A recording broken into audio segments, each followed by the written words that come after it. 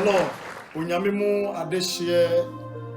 anopai yenam Kristo so edinchia ebremu ewo ne kwesi adeyi. Anopai mepese wode wadwene befe me kakra bi wo bere kakra bi ne watie unyame asem oye nkwa asem amanipa ni da so wie peye asem agi yemfi ohawo ne amanem. So na no pay wesi utiase na ya bompai onkwafo no nyame a wafre abawda ne unyam wona wode ndenso aye nkwaje ama yen wona odbarba Yesu so ama yen so na yasebi amane ne okunyina chi da so tiase ana aseda ne de mawo ina waseda no pay se wabuye yen na kwesere nso ma kwan se wrade wo ma hotefo yen hyiemu na awurade yemeti wasem nyiranso a biara wahye ama yenso wadi agu yenso anopa ibrabedi nafa koma nyina o Yesu dimu tabia da kwasiara no pedusa na mani agese mefa afidie so na menemo akasa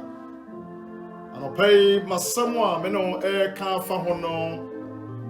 ebefa yebotae no ewo Hebrew fo ngoma no tie yedum yensa chemo yenum eni insiano Hebrew fo ngoma no tie yedum yensa chemo yenum eni insiano Professor Emmanuel said, keep your life free from love of money and be content with what you have. For he has said, I will never leave you nor forsake you. So we can confidently say, the Lord is my helper. I will not fear. What can man do to me? Amen. Kanka semone say, Mumma sikenebre emma mo abrabomu.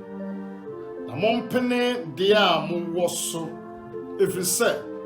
ono ara akasa meri nyawo na nso mrempa woda. Na emma yede nam ye kase. Awurade ne meboafo meri nsuro onipa betumi ayameden. Awurade ne meboafo meri nsuro onipa betumi ayameden. And the memotane say, be content with what you have. Pene dia wo so ne awo no pene so nkwaja onyame de ama wo no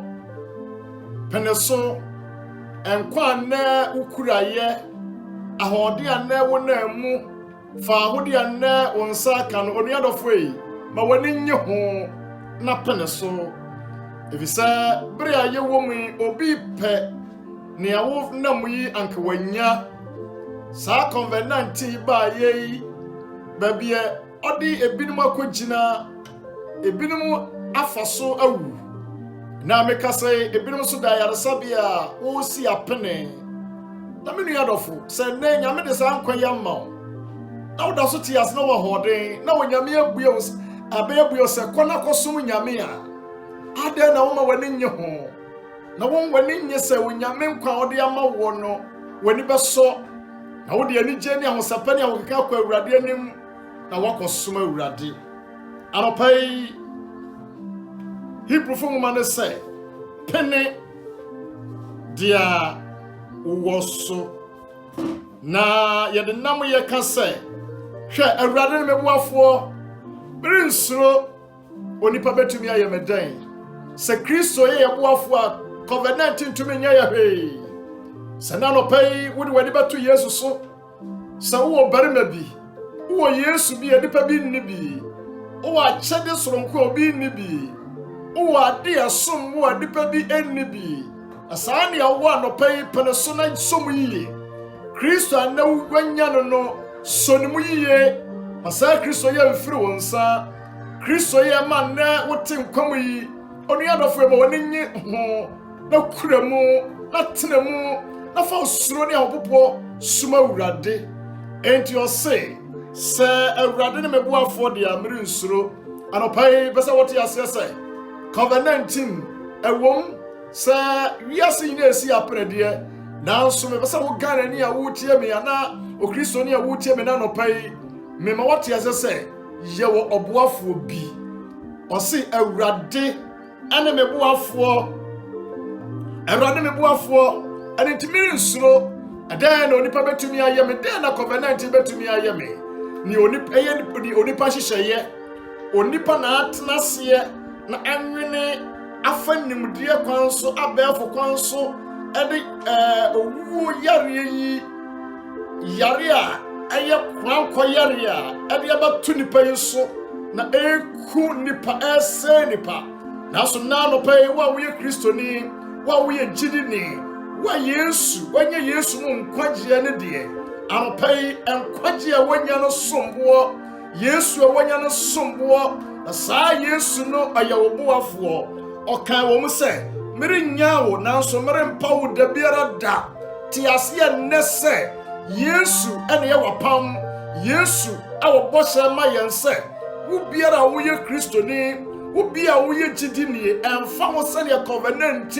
nipa ewuo nipa ehwe won kwa ohaw ne amane ato nipa so ebinim adwuma esai niema esisi wo bia brabom no anopai besa wote ase se nyagidi wonyame mu ese Yesu ama wote ase na se ore nyawo na mpo ore mpawo empo ne yechi no ose minyame me ne wo boafo na mensuro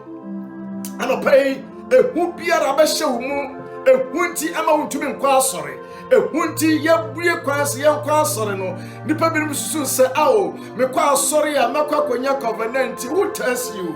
yifi wadwene mu anopai wanya biribi ne wanya Yesu a osombo wanya Yesu a ohye obose orenya awo na orempa awo wanya Yesu a omawoti ase se ohaw ne amane mu ensuro na merenya wo dabiara da na mewurade ane wo boafo anopai hina no boafo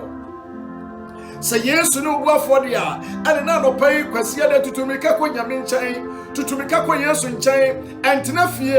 anye ani ha onya kwadworo ame hu biara hunahuna enti awurade se ensuro na COVID-19 entumi nya dan anya wo hwe ama wani mmere ne wo wiase ma wani mmere ne ekoso na mo ne wanya no ose maska ne bre ma wa bra bomu sika ne brinti ne wanya no wo po sa wo pesika nti wagya Yesu enti kwasia da du yesa wo kwa sore no wo wira fise kwasia da du sika penti sika ne brim penti Bible say onyankopon hyira na mo nipa yodefo no brajuma de onyame mfa benka ho ane wonyame asem waka se ensa enya ndwuma ne ndidi na mo onyame anka nkyere wo se esa se adwuma se wo yenti esa wo gyan Kristo a wanya no anopai abose adichi wo hwayi esemeseme ye ne osoma me na adwuma efiri se ebiri beba me tumi nya this is the time ebiri ne eseme no ne onya yenya no yesomoden Kristo yenya no emfanto ho kuramuye na somuye na emu anankwawo or say be content what you have. The word content means to certify. When you know to certify the desire of when you know but when you home to make easy in any situation a certain bieremu abrabo bieremu near Kristo ediama wono ma waninye somuye minua enhwe bi ne otie so ne ntuma mpamrika enhwe obi ni yedi a wadi ne nkoso a wanya ne sika wanya na brabo kura mu na mfam to de ho se ade mesu be se me ye wei brother sister anopayi ni onyame de ama wo no awrade kariwu onyame yesusu wa wewu ahumugidie wa hoden enunti ni onyame de ama wo no ena anopayi ma wani yeden enye ho na kura mu ye na somu ye yare kenkan awo Timothy uma edikan no etia eye ensia dichemu eye enso ekono eka biribi wo ho Timothy 1 Timothy chapter 6 the verse number 7 to 9 osena ya fahwi ya mariase na so ya fahwi mfirimu nko onu yadofwe anopai wiase a yewo yi ene COVID-19 ba ya lockdown ba ye nipa workers ahoro sisi wo cars akase nanso COVID-19 ti wontumi ntuka anopai mo wani mmere obi osi wiase we ya fa hwe ya mfiri mu ama o ye ba na daja o enti obi sa daja na me de ba ye na daja na mesa makọ ya fa hwe ya ma ya fa hwe nso mfiri ha enu nti ne ye wono ne Kristo di adom ye no kakra na nyame ma ye nsansom no wa wo tie me na no pai ma wani mmere obi ade so ya wani mu yiye na kura ni yiye na hweso yiye ebise eno ana wasomdwe eno ana wonhyira eno ana woyedie ewo ose na ya fa hwe ya mawiase na so ye ntumi fa hwe mfiri mu nkọ na se ye wo nnuane ne dia ye de kata ye ho a moma enwara no so ma yen anopayi sa waduane na woni wo de kata ho a mama menu no so ma se nyame ye wadom ade ache onko fimu enkosre onko bi enkosre na mo nyame ama woni e won sabako wano a oh my brother sister ma wani nye ho ai ni o ma wo ketewa no a won sako wano no sa papa no na be sa ma wo kase eni ti no kan se woni me buafo you are my helper awurade na be bua wo odi ufiase wo ketewa mu na odi wo pagya abakase mu awurade mpagya prakope amma wo nsi mepo so na mo nyame de ufiase enti yehunu ebinim afiase a yehunu David mafiase yehunu Joseph mafiase a hwe ebinim yedom to jatam na mu ebinim yedom to amona mu pensa ka yebeku wo mo wo fiase wo amona mu wo fiase na woni hwe wo fiase na ni da so ni ho nanso wi akire no onyame de ondu ba bi ekron David fiase wo bra na odasere mu David fiase wo bra odanwira mu nanso wi akire no David ba ye onipa kase David ba yo hene kase no wodin echen ahemfo nyina anopayi ne awo no peneso David peneso obeda wiram na wo hwe na gyanwan obeda wiram na wo yakoa obeda wiram na wo yegwanwefo one mmoa beda one mmoa betena na hwe esane se David pene ne owoso na nani amre ni nuan so oba betena fie no onyame a ono onyame a wahyehyɛ na ade no ebreso ye no na ye ko hene no oh Samuel kopie na jafie nanso na ne nuanom panimfo akasafo na titirufo wo ho nanso na nye ono na nyame apaw no ɛna no payi hwɛ ne awo no obi nya waye pene ne awo no so wae David pene ne awo no so na hwɛ oh Samuel kache ne papa sɛ enye mmofra mu biara na mo so ni amofra no wo mu nyina ni ana ɔse da bi akuma bi wo ho na no de odasoro so hwe wo na yapo wo no wo ni pe efa wo yahwe se wo ni bi kakra na wo no ma wani nye ho na enum na onyam befa wo enum na onyam befa be pagya wo na Bible say wo ko hwehwe David e wo wiram e wo sere so e wo sra no ngo anopai pene ne awo no so be content with what we have ni ekura wo no ma wani yeden enye ho ya to aso biem o say na se won nuane ne dia yere kata ye ho a o manu ara na osomaye na won a wo pe wo ho anya no hwe nsohwe ene afidie won a wo pe wo ho anya no won a wo tu America won a wo mpre ne wo so no ene nkwase akono a enye mahwe amanipa na atwu won kogu oseye ene oyare mu oh hallelujah anopai ni Awurade ka kire yense hwe won a pre wo ho anya na ne owo no wo wani nso na wo pre se wo betumirika achen ne nyame de ama wo no Bible say edwon ko seyem edwon ko amaniem edwon ko yawum ena mo pai wa wo tie me onyame akoa onyame afuna wo tie me na no pai Awurade se men kan kire se ne awo no pene so ma wani nye ho Kristo awanya no wanya wiase nyina David say ye cha japade de manya he na Kristo na menya no anopai se wanya wiase japade wanya ntoma wanya dan wanya ka na wonya Yesu a wo chan ne owaka mu wo chan ne owo mpempem efise ne wanya no obi ntumi ngi mfiri wo nsam da ne wanya no ayeda nkwa ne wanya no yedida so a o se ne da so eri ntumi mfiri wo nsa da biara da anopai hey Bible say wiase na nemu niema nyinara emu ajapade nyinara betwem akọ na mo ne wo Yesu no ne okura agenkwa no ono de obetena ho da sana no pe wo Yesu a eni da so ho ma sana no pe wo Yesu a esuro bi ni ho biem nyagidi wo awurade mu na gina pinti na ko akopama awurade me woni mmere wiase me woni mmere niema ekoso ni anyame de ama wo no sister te bia wom no oware no woni nye ho enhwe obi de afa compare wo de ane ni awanya bi no ewo ne onya nanso bia na nye sara do nyame ahya ma wo onyame wo wa hoden a ono ahya ma wo enti me woni mmere ni obi anya mo woni mmere obi aware a wo mu na mo woni mmere wo de ya no se obema nyame de ama wo no ane no wo de ya oba na nyame de ama wo na wo de ya mo woni mmere oba foforo ho ane bia wo de ne tuntum bia nyame ma akoko aka nyeye enti tuntum na nyame de ama wo no sonimu yie na eno ne wo chefa eno ne onyame ede ama wo se anopai awurade se sonimu yie na eno mu ene nhyira also salvation is the most important thing which we must be certified with and kwaje any idea asumbu ma odipa na se eno na yema ye ne yeden eje ho so kwaje ne mu yie and kwaje nyame de ama wo so mu yie yen kan osi hold fast to what you have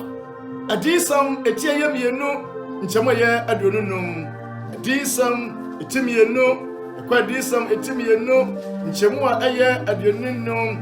Revelation chapter 2 the verse number 25 ho ana onyame ade ama yen 25 brofo say only hold fast what we have until I come ni awanya no somu ye ansana maba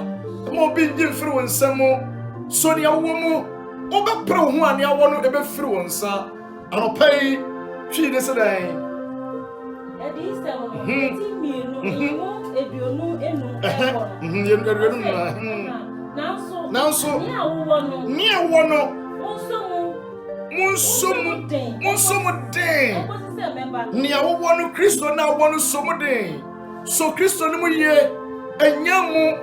Kristo mu amane wo mu enne covenant nti ebi ya paba o nipa bi mu ya ja Kristo nipa bi mu ya actual Kristo suma san enne wo mu ya ye motro mojo esan se yare abanti nyame ahwe se yare emese o madwuma sister brother onyame nim ne yema wo enyi nyame boni aye wate obi enyan se ne wanyai ye kan onne obi ewu covenant na kum obi na wo de wote ase ye kasa wotumi kwa adwuma ye kasa wotumi da sore wotumi tonwade wotumi didi enti dem biom na onyame nyema wo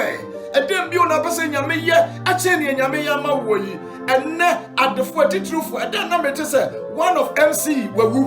MC wawu den na ka ontumi nye wawu wo hie no da so te ase wo da so te amobro wo da so te ase eyi nya wani gie kanfu onna nyame ase se ni nyina mu nyame da so do adan na wi nyame boni aye na wo da so te fie na wo ntumi kan ko nyame fie akoda nyame ase enne covenant yi yebuye ye asida ko wo ntumi fa ko ma nyame wo te fie na so market e wo ko market ko ton ade ukodwam ko wadwuma so na nyame a wanya no nyame osum mo no nkwaje no de wo de ato baabi we are complaining about it Bible say somu ye de waya den somu den enkosi se meba Yesu ma ye na so bi nim gidi atofam Yesu ma na so bi apabawo efri se ohawo nti amane nti o Kristo ni a ontumi nyina ohawa no o Kristo ni a ontumi nyina amane no anope what ya se awurade se meri nyaawo na mere mpawo na me ne wo boafo ensuro na nipa betumi aya wo den. This is your test. we ni wasam ensuro nipa ensuro ni nipa ye ensuro de yakwaso ensuro from abo ensuro ewim ni esisi na mo na no pai awurade semen kansa wanya bribi na de wanya no ene Yesu ebi anya Yesu ena covenant obi ewu wanya Yesu wanya nkwaje wafa Yesu ne kran na je nkwa na wodie onyame ahunu wa chiri na wafra wo wode wotie yeye wanya Yesu no na ukra Yesu mudan. How do you hold that Jesus? How do you hold him? How do you embrace him? Sa Yesu ukra ni mudan osi sonia wanya ni mudan ansa na maya dan ma nkosi sa maya dan meba eko Hebrews 3:14 Hebrews 3:14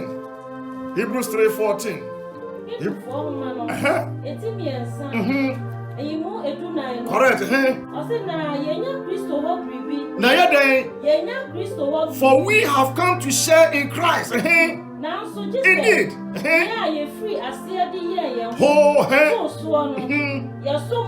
Yesumu pinti for kosi asia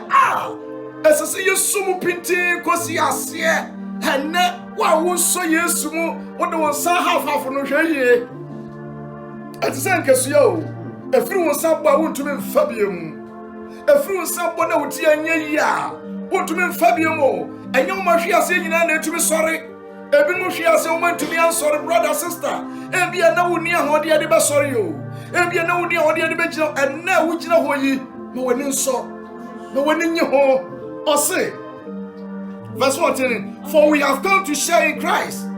if indeed we hold our original confidence firm to the end. If indeed we hold our original confidence, ye jidie ne ahoto so a ye wonyame mu no awurade se ye nsomu pintin so awurade mu pintin brother sister wa wotie me ana no pay so Yesu mu pintin na renche bi hu nyame ani onyam no pay wa wotie me awurade se men ka cho say me wani nyi Sonia womni be content with what you have. Nia wo no peneso nya ne brefo nya ne bre anibre de nipa ko seye mu adibdi bro nipa ko amane mu anopa ye resa me kan so say nia wanya no Kristo wanya no so awurade ne mu yiye so wogidie mu yiye so Yesu mu yiye na mfiri wonsa na Yesu amfiri wonsa awurade say motro mojodie ompe one Christian Christonia ayere say onsum nyame aye say onsum ene covenant into your position now o Christoni yebuye yekwasi adam yense ne wonko asore wotifie ato kasa entini nyame ayema we brother sister so wani hwene yekoso wi ase nipa mpempem na ewuo nipa mpempem na ewu asase we so anya hwese covenant nti na so wodie onyame abasada so kurawu mu Kristo da so do Yesu nyawe Yesu puwe Yesu mfa wo sha amane mu anopai denti na wotifie anopai denti na wote ho na ne wanya no unsom yiye wanya depa wanya nshira wanya ni onyam wanya bambo efse Kristo mu na bambo wo anopai na samone se oh anopai so Yesu mu yiye so radi mu yiye na ne wanya no ma wani yedan anje ho hallelujah. The importance of salvation in Christ here ne sumbo awo Yesu mu enkwaje sumbo wo Yesu mu salvation in Christ is more important than food enkwaje wo nyame mu no asumbo che yaduane ana aduane ho adwuma no yeye aduane se yebedi dienti hey anopai adai na wuyi anamoba na wudu Yakob John chapter 6 verse number 27 Yohane humano etisia eyimu eduonu so ose monye aduane a esenwu adwuma na aduane esenwu adwuma ne yeye aduane esenwu adwuma ne yeye ne aponyame sikape ahonyade enti yentumi kwa sori kwasiada di party jom stella odija ni wira fi na jenkwa ni wira fi Yesu hwe adabode bi ba adabode bi ba is a warning to you anopay many bere e say si anye careful covenant ye be ma Christopher bebre ahwe ase abama ye ne ye nya no free and be content with what we have Christo ye nya no mo me ye mpene so ne ye so ne mo ye tani mu na somdwe bo ono na wosika ose moye aduane wadwuma moye wadwuma aduane esai ene wadwuma na ye aduane ensem no he ene salvation ene ye nkwaje ene de ensai ene de mpro etewota na eno ne de ekọ everlasting ene de ekọ da nkwamu o na no pai se wutie mi a hey anopai me hye wo nkunan na matufu matwa dwene abase bia yadui ne awo no som yi na wani nye ho be content with what you have na awurade say meri nyamo na meri mpamo na awurade ene mebuafo me nsuro ne nipa ebeye me anopai me be say wusi uti asedin osiara se ne ye be sa to aso na anopai me de hye wadwene mu say so awurade mu mo wani nye ne wo ho no ho mo wani mmere obi de mo wani obi gina bia se sa gina bia obi gina no untumi nyina ho bi no pai na bibiara onyame de wagina no mo wani nso se ne covenant ba ye woda so gina mu a mo wani nso ne ho ne onyame eye wabra bomu keep your life free from love of money and be content with what you have for he said I will never leave you nor forsake you. So we can confidently say, the Lord is my helper. I will not fear. What can man do to me? Awurade when me boafo. Ensro na jina pintin. Ensro COVID-19 na onyame wo wafa. Onyame no kamafo, onyame no udimafo. Abrabo yi mu se Kristo wo mu a nkunimdie beba. Se Kristo wo mu a Yesu na ne manta pi ni mu owo yare nyina no aduro yare bie ni wa eni Yesu manta pi ni mu covenant wo mu entina no pe urade ka cho say fear not I am your helper ano pe urade ya oboafo wa da bia wo bia wo tie me onyame somfo na ano pe ono ka say efi Central East Territory Apostle Richard Ohinejan ona burade asam so de ma wo se ensuro na no pai nkunimdi ho ma na enunyam ho ma wo bedi nkunim me se wo bedi nkunim why ne a wo sha ase wo kato ho no 2020 ewo mu se 3 months and over niam bia sidie now so enka akire onyame se I am your helper no pai fa ni je kwa asori fa ni je se wantumi ankon na next week kwa asori na ko hye nyame enunyam mesrawo na wo yire fu ntutu dudu if say one wo ni onyame bo hye wo hona wo ni onyame apam wo ma wo yire mfi apam no sa be yesiesie wo ni akwa awurade anim yakoba afode ya hye onyankopon na efi say onyame amaya nwu onyame afa ya hye yatanfo nsa say na no pay ati ase a he ni awu no opesa nko betra sa ko aba afode na say wo anwu na oti ase a siesie wo sa bo sume nso ni mu ye be pie onyame anim ni abba afode ya hye onyame anunyam na ya da onyame ase if say David can say den na me fan hye awurade anemu oyiye ni adoye a waya mayenyi iye ni adoye onyame ya mayenyi den ye be hye ya nanemu ye be hye nanemu ni say ye de aforebo be pie awurade anemu anopai pagya wotais ne mo mpaye omodia fa wotais maso me twem pagya na mo mpaye na you affordable nyina ma wire mfi wo akwanja ye de ato amaye o kwa asori a omode fa wo face mask ma wire mfi wo fie o horo nsa sanitize wonsa enko nipa dodo mu enchie nipa enye onipa atu if say brey wo munye brepa eno nti bomode so bobo ho ban ama saa yare ankaw na wodi bia kosa wo ma wire mfi say bibia mo ba wo nsa wakọ bonte unya du fie pe wo nsa ansa na wo nsa so bribi mu atade kura wo ye no fasa wiem na wiem kakra ansa na wodi akodam anopai fa sanhye nyina ya adwuma na awurade bambo ebekoso ya wode awurade hirawo no hwe wo so awurade ntina no kyerɛw di sɛ yakobɔ nkɔ so ntomo akwanyina ɔne wahyɛ yɛbɔ sɛ ma yɛ nsuro na ɔne yɛboafoɔ awurade mmoa yɛ na wɔhwɛ sɛ dɛ yɛsɛ hyia wɔ yesu din mu amen